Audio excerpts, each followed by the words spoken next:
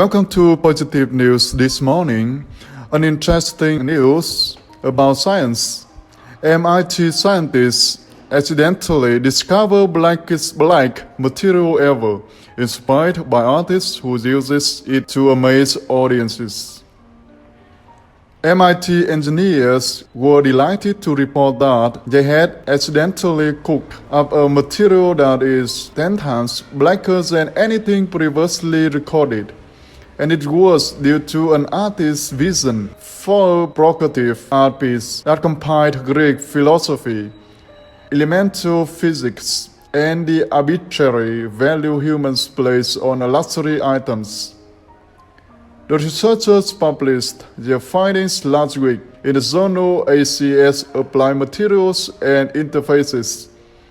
But much more fascinating was the unveiling of the clock-like material in a new art science exhibit at the New York Stock Exchange, a place where arbitrary values is personified by the swarming hive of traders relegating value on items ranging from orange juice to gold. Entitled The Redemption of Vanity, the artwork conceived by David Strebe, a German-born artist in residence at the MIT Center for Art, Science and Technology, features a 16.78 carat natural yellow diamond estimated to be worth $2 million. Ms. Strebe worked for 2 years to try to acquire such a gem for the art piece until she found a willing partner in West Diamonds. Her idea, born in 2014, was a fusion of the Greek philosophy of Heraclitus, who revered the paradoxical nature of life, and her fascination with carbon nanotubes, which are entirely black due to their composition of vertically aligned microscopic filaments of carbon that act as a thick forest to block all light and shadow. Bright, sparkly diamonds, it turns out, are made of the exact same elements of carbon, just rearranged different in their atomic lattice structure. A gigantic opposite, she told CNN, that inspired her to begin working on an art piece to exhibit the hidden paradox. She wanted to completely coat a high-value stone with an ultra-black CNT material, and inside the boardroom of the most famous stock exchange in the world, the effect has been regarded as sensational. Using the new breakthrough material that randomly presented itself to her scientific partners at MIT, who were working on ways to grow carbon nanotubes using aluminum and salt. The new CNT material is 10 times blacker than anything that's ever been reported, and the optics presented to invited guests in New York is arresting. The jewel, normally brightly faced, appears at a flat, black void, a gem that absorbs all light. According to the enchantment, Annette reported that two large magnifying scopes were set up alongside the glass dome, allowing viewers to get an even better look at the black hole where the diamond is perched. A press release noted that the diamond cloaking is viewable by invitation only until November 25. Brian Goodall, the professor of aeronautics and astronautics at MIT who made the discovery, says the CNT material, aside from making an artistic statement, may also be of practical use in reducing unwanted glare in space telescope. The accidental discovery, Woodall and his co-author on the paper, former MIT postdoc Kahan Kuil, didn't even intend to engineer an ultra-black material. Instead, they were experimenting with ways to grow carbon nanotubes on electrically conducting materials such as aluminum. to boost the electrical and thermal properties, according to MIT News. I remember noticing how black it was before growing carbon nanotubes on it, and then after growth it looked even darker, Kui recalls. So he measured the optical reluctance of the sample. Our group does not usually focus on optical properties of materials, but this work was going on at the same time as our art science collaborations with Diamond, so art influenced science in this case, say Woodward.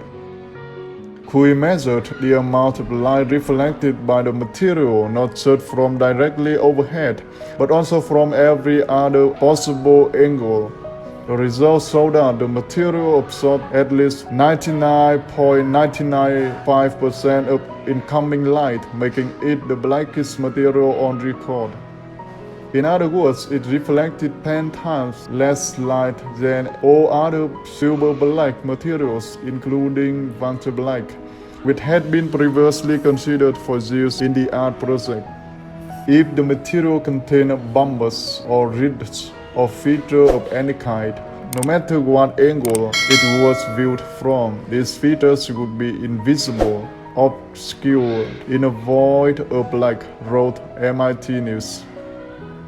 The researchers aren't entirely sure of the mechanism contributing to the material's opacity, but scientists believe that forests of carbon nanotubes can trap or convert most incoming light to heat, reflecting very little of it back out as light. Waddle and Kui has applied for a patent on the technology, but are making the new CNT process freely available to any artist to use for a non-commercial art project, and have already been approached by several artists. The material is already gaining interest in the aerospace community.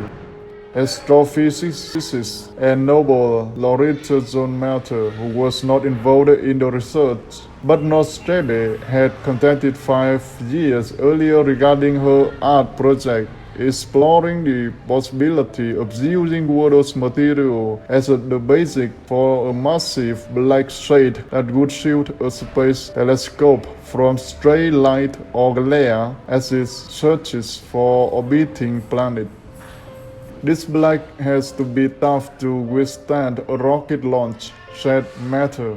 Old versions were fragile forests of fur, but these are more like post-rubbers built to take abuse.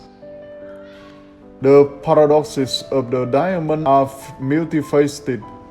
As for the staring role of the diamond, it has at least one museum in its future, and perhaps a trip to Soberly Auction House, said Strebe, who hoped it would provoke thought about the unification of extreme opposites, the brightest jewel and the blackest veil sharing the same elemental makeup.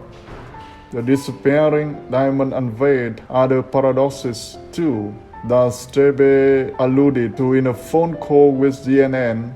While a literal devaluation of a $2 million diamond takes place when its apparent beauty is cloaked, the art world with its own arbitrary value adjustments might even increase the gem value after all its glitter has been enveloped by darkness.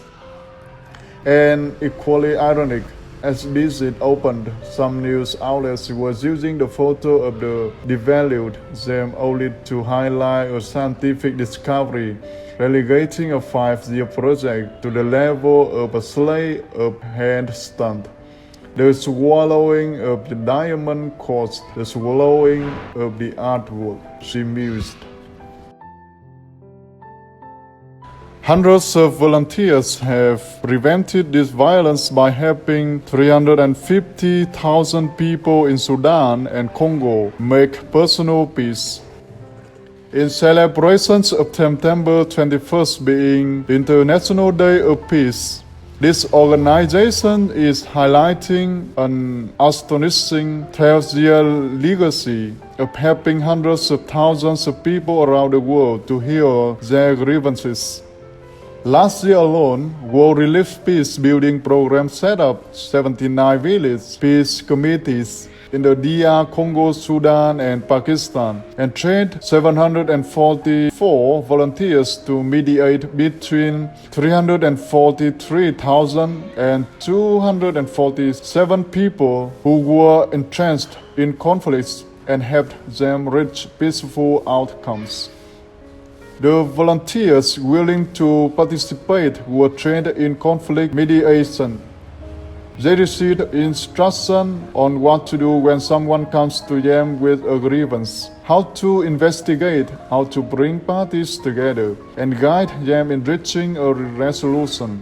These village peace committees address domestic disputes, petty theft, land disagreements, conflicts over water uses, or other community issues, while more serious or violent crimes such as killings are referred to authorities. These individuals and committees secretly break cycles of revenge by de-escalating violence and repairing relationships. We cannot overemphasize the importance of individuals living out their calling to be a light in the world and taking seriously their calling to bring peace, says World Relief's CEO Tim Briney. In many areas around the world, we know that peace is the foundation for flourishing, and conflict erodes the very ability for people to access basic health care, for harvest their crops for food. It's conflict that a volunteer de-escalated is one more relationship repaired, another harvest brought to fruition, and more families who don't need to flee out of fear for their lives. The Democratic Republic of Congo is an area prone to violence where local conflicts have led to high rates of forced displacement, gender-based violence, and poverty. The peace committees have embraced the power of healing as a way to repair communities and prevent further violence. Over the last 12 years, World Relief has worked with partners from various ethnic groups, but the reconciliation is conducted in both faith-based, interfaith, and secular contexts. World Relief partners with local authorities to identify leaders in these communities who are willing to become committed to bringing about peace. We work to empower local volunteers and churches to boldly step in and de-escalate hostility in conflict zones, added World Relief President Scott Abater. We are humbled by the women and men we have the privilege of coming alongside to equip and support.